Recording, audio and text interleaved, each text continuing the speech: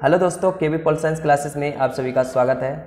तो आज दोस्तों हम देखने वाले हैं क्लास 12 पॉलिटिकल साइंस के एमसीक्यूज़। और ये जो आपके एमसीक्यूज़ हैं ये क्लास 12 का सेकंड चैप्टर दो ध्रुवीयता का अंत उस चैप्टर से लिए गए हैं। और इस चैप्टर का फर्स्ट पार्ट एमसीक्यूज़ का मैंने अपलोड कर दिया है, यानी कि वीडियो बना दी है, जिसमें हमने 19 प्रश्न देखे थे एमसीक्यूज़ के। और इस वीडियो में हम प्रश्न नंबर 20 से देखने वाले हैं। तो शुरू करते हैं वीडियो को। दोस्तों हमारा 20वां प्रश्न है, कौन सा गणराज्य स्वतंत्रता की घोषणा करने वाला पहला सोवियत गणराज्य बना। यानी कि वह कौन सा गणराज्य था सोवियत संघ का जिसने सोवियत संघ से अलग होकर अपनी स्वतंत्रता की घोषणा की थी, मतलब अपनी स्वतंत्रता की घोषणा की थी। तो वह कौन सा ऐसा गणराज्य था जो पहला गणराज्य बना सोवियत संघ से अलग होकर स्वतंत्रता की घोषणा करने वाला।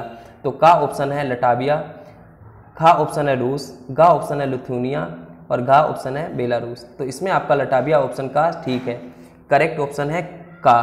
तो इस लटाविया ने क्या करा था, अपने आप को सोवियत संघ से अलग करके स्वतंत्रता की घोषणा की और वह पहला सोवियत गणराज्य बन गया स्वतंत्रता की घोषणा करने वाला। अब हम देखते हैं प्रश्न नंबर 21। सोवियत संघ के विघटन और शीत युद्ध की समाप्ति के बाद विश्व किस ध्रुवीय विश्व में बदल गया।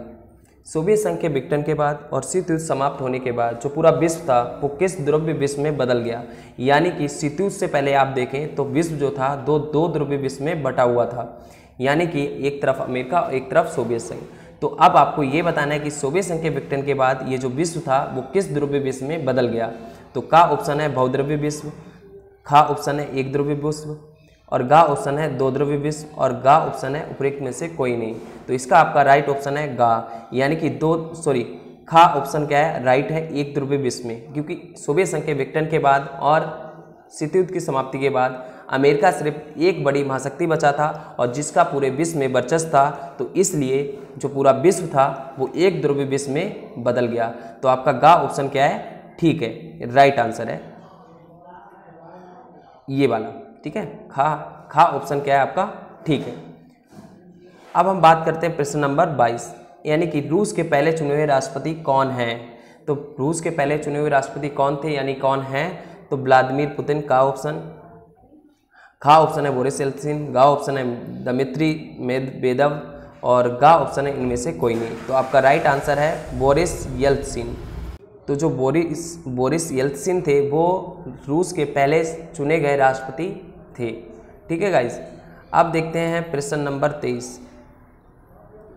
कि शीत युद्ध की समाप्ति के बाद किस विचारधारा की विजय हुई। जैसे शीत युद्ध समाप्त हो गया उसके बाद कौन सी विचारधारा थी जो विजय हुई।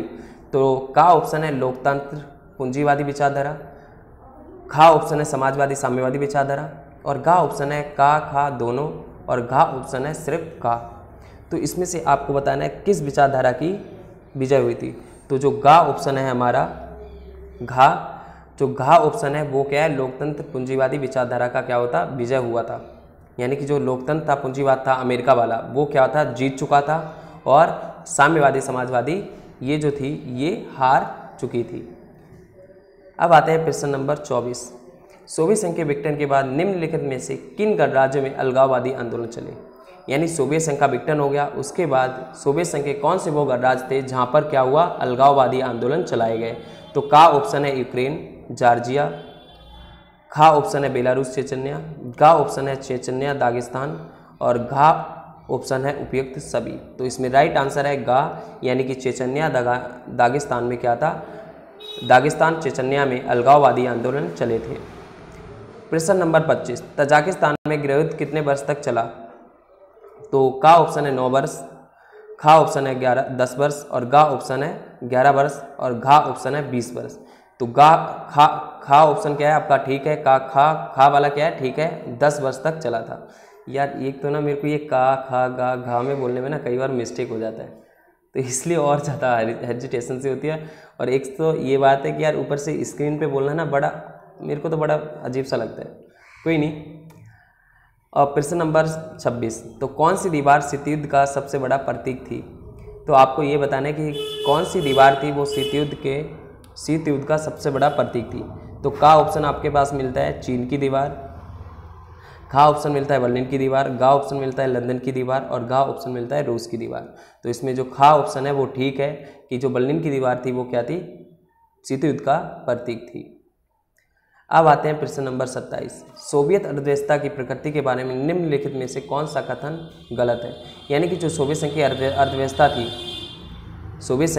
अर्थव्यवस्था थी उसकी प्रकृति के बारे में कौन सा जो कथन है वो क्या है, गलत है। तो का है सोवियत अर्थव्यवस्था में समाजवाद प्रभावी विचारधारा थी, उत्पादन के साधनों पर, खा ऑप्शन है उत्पादन के साधनों पर राज्य का स्वामित्व नियंत्रण था होना, ये भी ठीक है कि जितने भी संसाधन थे वो राज्य के अंडर में थे, मतलब कि राज्य के कंट्रोल में स्वामित्व में थे। और सोवियत अर्थव्यवस्था में क्या था, समाजवाद और साम्यवाद का क्या था, विचारधारा का प्रभाव था। जनता को आर्थिक आज़ादी थी। तो ये गा वाला जो आपका है ना, ये क्या है, गलत है। और गा भी सही हो सकता है क्योंकि अर्थव्यवस्था के हर पहलू का नियोजन नियंत्रण राज्य करता था। तो ये भी आपको पता है, अगर आपने सोवियत प्रणाली क्या है उस टॉपिक को पढ़ा होगा तो ये आप इस क्वेश्चन को बहुत आसानी से करेक्ट आंसर इसका चूज कर सकते थे। तो इसमें क्या है, आपका गा ऑप्शन गलत है। सोवियत प्रकृति के बारे में, जो सोवियत अर्थव्यवस्था की प्रकृति के बारे में गा ऑप्शन क्या है, गलत है, क्योंकि जनता को आर्थिक आज़ादी नहीं थी और वहाँ पर जितना भी संसाधन थे, अर्थव्यवस्था थी, वो राज्य के नियंत्रण में थी। समाजवादी व्यवस्था का क्या था, वहाँ पर दबदबा था। और इस तरीके से आपको ये गा ऑप्शन क्या है, गलत है। अब आते हैं 28वां। तो प्रश्न नंबर 28, भारत सोवियत संघ ने शक्ति मैत्री और सहयोग संधि पर हस्ताक्षर निम्नलिखित में से किस वर्ष किए गए थे। तो भारत और सोवियत संघ के बीच में जो शक्ति मैत्रिता की संधि की गई थी, है ना, सहयोग संधि की गई थी, वो किस वर्ष की गई थी। तो आपको बताना है अगस्त 1971, सितंबर 1971 या अगस्त 1970, गा ऑप्शन, और गा ऑप्शन सितंबर 1970। तो इसमें राइट ऑप्शन जो है आपका सितंबर 1971 में इन दोनों के बीच में क्या था, ये संधि साइन की गई थी, हस्ताक्षर किए गए थे। अब बात करते हैं प्रश्न नंबर 29, यानी कि प्रधानमंत्री नरेंद्र मोदी के कार्यकाल में भारत और रूस के मध्य मिसाइल सौदे के पश्चात भारत को निम्नलिखित में से कौन सी मिसाइल मिलेगी। तो आपको ये बताना है कि भारत रूस ने जो एक समझौता किया था जिसके तहत मिसाइल सौदा किया था, मतलब मिसाइल की डील हुई थी, तो भारत को उस मिसाइल डील के तहत कौन से हथियार रूस क्या करेगा, देगा। तो का ऑप्शन है S-400, ये तो सबको पता होगा। खा ऑप्शन है S-300 और गा ऑप्शन है S-200 और गा ऑप्शन है S-100। तो ये मैंने जैसे बोला सबको पता होगा, तो S-400 काफ़ी न्यूज़ में रहा है। तो ये हथियार भारत को क्या करेगा, रूस देगा इस मिसाइल सौदे के तहत। प्रश्न नंबर 30, अरब स्प्रिंग विद्रोह डैश से शुरू हुआ। तो जो अरब स्प्रिंग था वो कहाँ से शुरू हुआ, तो रूसी क्रांति से। खा ऑप्शन है ट्यूनेशिया क्रांति से, गा ऑप्शन है मिस्र क्रांति से और घा ऑप्शन है सीरिया क्रांति से। तो आपको राइट ऑप्शन बताना है, तो वो है ट्यूनेशिया क्रांति, क्योंकि ट्यूनेशिया में मोहम्मद बॉयजिस करके एक बंदा था जिसने आत्महत्या कर ली थी, और ये बात है 17 दिसंबर की। तो उस समय से क्या होता है, वहाँ पर क्या होता है, क्रांति भड़क जाती है। और इसकी भी एक कहानी थी। जब भी मैं अरब स्प्रिंग आपको समझाऊंगा टॉपिक, तब आपको मैं बताऊंगा कि मोहम्मद बॉयजिस कौन था और ट्यूनेशिया कहाँ पे है क्या नहीं है। तो अभी इसका जो आंसर है वो है खा, यानी कि ट्यूनेशिया क्रांति के तहत क्या था, अरब स्प्रिंग शुरू हुआ था। अब आते हैं प्रश्न नंबर 31 पे। संयुक्त राष्ट्र संघ के द्वारा कुवैत को इराक से आज़ाद कराने के लिए चलाए गए ऑपरेशन का क्या नाम था, नाम बताएं। तो आतंकवाद के विरुद्ध विश्वव्यापी युद्ध, operation enduring freedom, operation desert storm, operation Iraqi freedom. तो इसमें से आपका जो सही ऑप्शन है गा सही है कि ऑपरेशन डेजर्ट स्टॉर्म क्या था, संयुक्त राष्ट्र संघ के द्वारा चलाया गया था और जिसमें 34 देश साथ में थे इस ऑपरेशन को चलाने में, और जिसमें से अधिकतर जो सेना थी वो अमेरिका की थी। तो इसका जो आंसर है आपका वो है ऑपरेशन डेजर्ट स्टॉर्म, ये सही आंसर है। अब आते हैं प्रश्न नंबर 32। पहले खाड़ी युद्ध के समय इराक का राष्ट्रपति कौन था, आपको ये बताना है। तो आपके पास ऑप्शन मिलता है का सद्दाम हुसैन, खा ऑप्शन मिलता है क्लिंटन, गा ऑप्शन मिलता है ओबामा और गा ऑप्शन मिलता है नाजिर। हाँ, गा ऑप्शन था नाजिर हुसैन। तो इसमें से आपको बताना है कि पहला खाड़ी युद्ध के समय इराक का राष्ट्रपति कौन था। तो सद्दाम हुसैन, का ऑप्शन क्या है आपका सही है। सद्दाम हुसैन क्या थे, प्रथम खाड़ी युद्ध के समय इराक के राष्ट्रपति थे, जिन्होंने कहा था 100 जंग की एक जंग होगी। समझ रहे हो किसको कहा था, जब ऑपरेशन डेजर्ट स्टॉर्म चलाया गया था। अब आते हैं प्रश्न नंबर 33। अरब स्प्रिंग के अंतर्गत शुक्रवार का निम्नलिखित में से क्या महत्व है। तो शुक्रवार जश्न का दिन मनाया जाता है, शुक्रवार मातम का दिन मनाया जाता है, शुक्रवार को आक्रोश का दिन कहा जाता है, जबकि विशाल संगठित भारी विरोध प्रदर्शन किया जाता है। उपयुक्त में से कोई भी नहीं। तो इसमें से आपका राइट ऑप्शन है वो ये है कि शुक्रवार को आक्रोश का दिन कहा जाता है, जबकि विशाल संगठित भारी विरोध प्रदर्शन किया जाता है, तो आक्रोश का दिन कहा जाता है इसे। अरब क्रांति में मीडिया का निम्नलिखित में से क्या योगदान था? तो आपको ये बताना है जो अरब क्रांति थी। और आपको मैं थोड़ा बता दूं अरब क्रांति के बारे में। अरब क्रांति ऐसी क्रांति थी जो सोशल मीडिया के जरिए ना बहुत फैल गई थी, क्योंकि जो मोहम्मद बौजिज़ था ना, ट्यूनीशिया का व्यक्ति जिसके साथ पुलिस ने अत्याचार किया था, उसने जब आत्महत्या की थी तो उसका जो आत्महत्या का एक वीडियो बनाया गया था वो वायरल हो जाता है, और लोग क्या होते हैं उसको लेकर काफ़ी ज़्यादा दुख जाहिर करते हैं, और पूरे सोशल मीडिया पर एक आंदोलन छिड़ जाता है। अरब स्प्रिंग तभी क्या होता है, फैल जाता है। तो इसमें का ऑप्शन है, सोशल मीडिया ने एक बेहद ही ढांचागत तरीके से दूर दराज के लोगों को क्रांति से जोड़ने के लिए भरपूर प्रयत्न किया। खा ऑप्शन है, सोशल मीडिया ने शहरों में प्रचार किया। गा, सोशल मीडिया का योगदान नामात्र का था। और घा ऑप्शन है, उपयुक्त में से कोई नहीं। तो का ऑप्शन आपका सही है। जैसा कि मैंने पहले बताया, सोशल मीडिया ने एक बेहद ही ढांचागत तरीके से दूर दराज के लोगों को क्रांति से जोड़ने के लिए भरपूर प्रयत्न किया। का ऑप्शन ठीक है। अरब स्प्रिंग के दौरान निम्नलिखित में से किस तरीके का नहीं अपनाया गया, किस तरीकों को नहीं अपनाया गया? तो अरब स्प्रिंग में जो आंदोलन था उसमें किस तरीकों को नहीं अपनाया गया था, इसमें से आपको देखना है। तो का ऑप्शन है बातचीत, खा ऑप्शन है हड़ताल, और गा ऑप्शन है धरना, और गा ऑप्शन है मार्च और रैलियों का आयोजन। तो इसमें से राइट ऑप्शन है का, यानी कि बातचीत का तरीका नहीं अपनाया गया था, उसमें हड़ताल भी की गई थी, धरना प्रदर्शन हुआ था, मार्च रैलियाँ निकाली गई थी। तो का ऑप्शन इसमें क्या है, सही आंसर है। अब आते हैं अरब स्प्रिंग के कारणों में से निम्नलिखित में से कौन सा कारण ठीक है? तो इसमें से ये बताना है कौन सा कारण ठीक है। तो देखो, आम जनता की वहाँ की सरकार से असंतोष व आर्थिक असमानता होना। हाँ बिल्कुल, आम जनता की वहाँ की सरकार से क्या था, असंतोष था, क्योंकि वहाँ पर आर्थिक असमानता थी। क्योंकि जो वहाँ का राजा होता था, किंग होता था, वो लोगों के साथ असमानता करता था, और वहाँ पे सभी को समान महत्व नहीं था।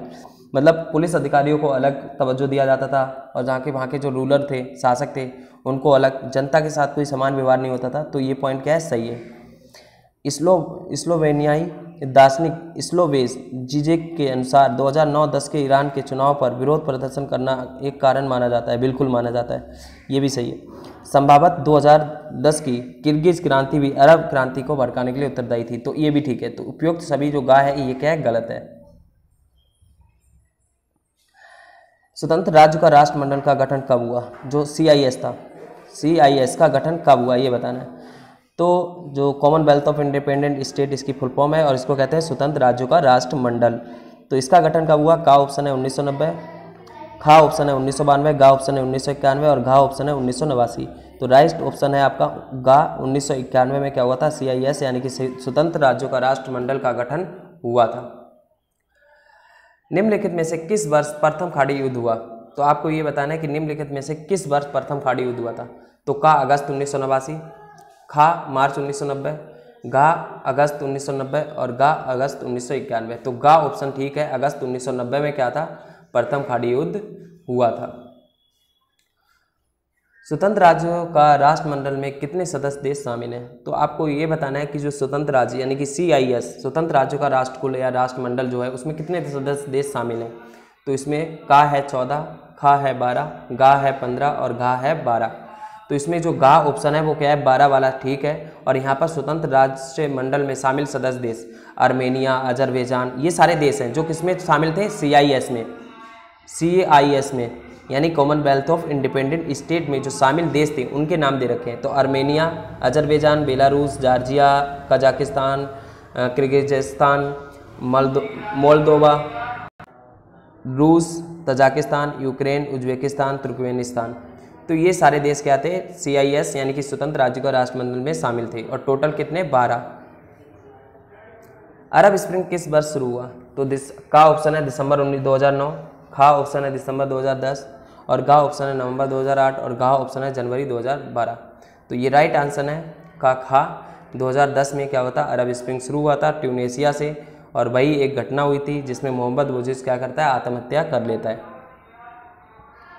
और प्रश्न नंबर 41, तो प्रश्न नंबर 41 है आपका, निम्नलिखित में से कौन सी परिभाषा लोकतांत्रिक चुनाव के विषय में उपयुक्त है?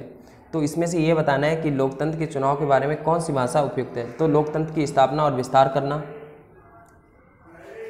और राजनीति में लोगों का अधिक भाग लेना, राजनीति में पिछड़े वर्ग का भागीदारी बनना और राजनीति में पूंजीपतियों का कम भाग लेना।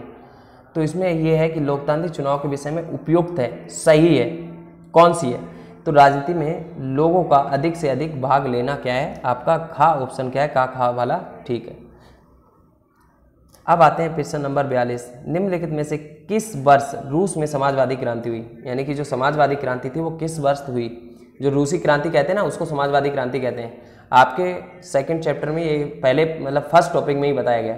तो का ऑप्शन है 1918, खा ऑप्शन है 1915, गा ऑप्शन है 1918 और घा ऑप्शन है 1917। तो राइट आंसर है आपका, राइट आंसर है गा 1917 में।